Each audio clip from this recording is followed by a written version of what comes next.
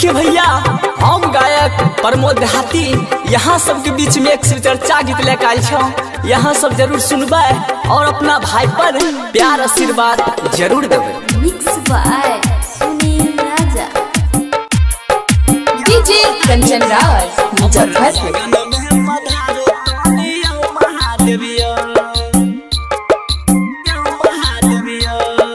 हाँ हाँ हमारे यहाँ बानी सुनो, हमारे यहाँ बानी सुनो, ध्यान लगायो तनी आओ महादेवियो।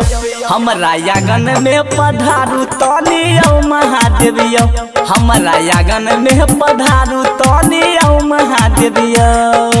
हमारे यहाँ बानी सुनो, हमारे यहाँ बानी सुनो, ध्यान लगायो तनी आओ महादेवियो। हमारा यागन में पधारू तनी आओ महादेवियो। हमारा यागन में पधारू तनी आओ महादेवियो। Shivali recording studio Khagaria, Khagaria. हमारा यागन में पधारू तनी आओ महादेवियो। डीजे कंचन राज, मुजफ्फरपुर। डीजे कंचन राज, मुजफ्फरपुर। हमारा यागन में पधारू तनी आओ महादेवियो।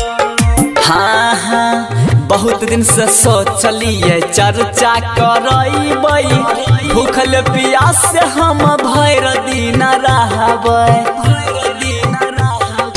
बहुत दिन से सोचलिए चर्चा करबै, भूखल प्यास से हम भर दिन रहबै। नमः शिवाय जपबै, नमः शिवाय जपबै, हम ध्यान लगायो तनी आओ महादेवियो।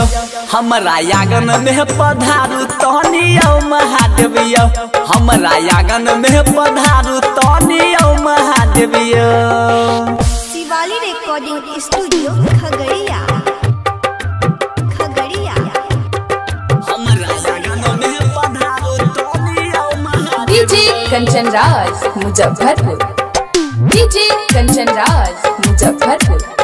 हमारा यागन में पधारू तनी आओ महादेवियो। हाँ हाँ भैया हरिंदर लीला मदीदी, तीन सूत्र के कर दिल सीधी। हाँ भैया हरिंदर लीला मदीदी, तीन सूत्र के कर दिल सीधी। पर मध्य हाथ गाबै, पर मध्य हाथ गाबै, चर्चा भजन सुनु आओ महादेवियो। हमारा यागन में पधारू तनी आओ महादेवियो। हमारा यागन में पधारू